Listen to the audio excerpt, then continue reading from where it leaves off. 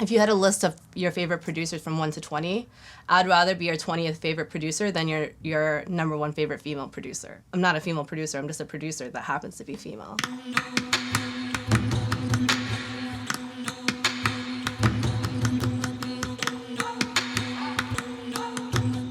So my first introduction into music, period, was through piano lessons.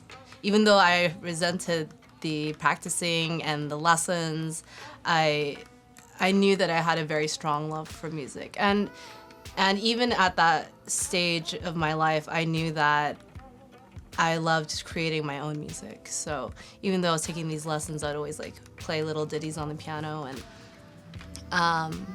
I would get scolded because I wasn't doing what I was supposed to. And you know, to me, looking back at that time, that was definitely a very early sign that, you know, I wanted to be a creator.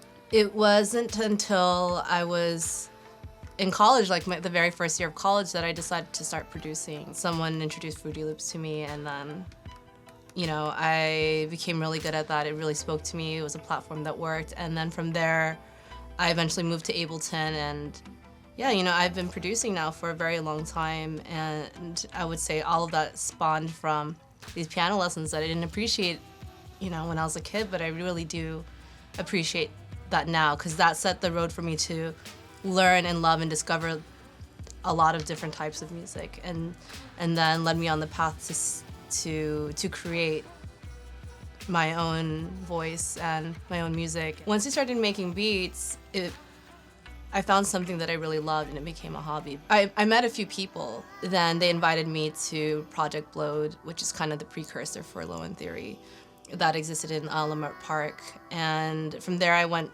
and I basically participated in like a beat cipher. You just go and play beats and people would just sit there and listen to them. And no one knew who I was. I'd never played my music in front of other people.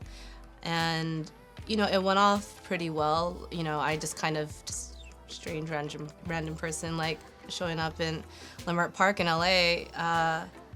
That's when I first met a lot of the people that became a part of like the whole Low End Theory and Brain Feeder scene. So I think that's when I first met Ross G. At that time, no one knew what Low End Theory was. It was this club, and they played a lot of interesting music, but you know, no one knew who any of us were. You know, we were just budding producers that banded together and played beats for each other and tried to explore the breadth of music outside of just hip hop. Because the roots of Project Blowed are deeply set in hip hop, LA hip hop, freestyle fellowship, like all that stuff.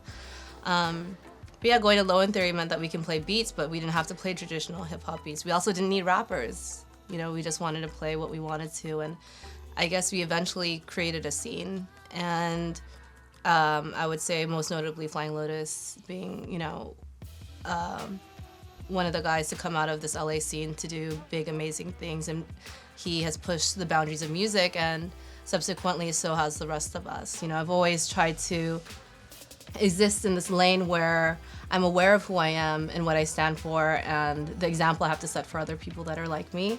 And yet I don't put too much focus on it. I just lead with integrity. I always try to be very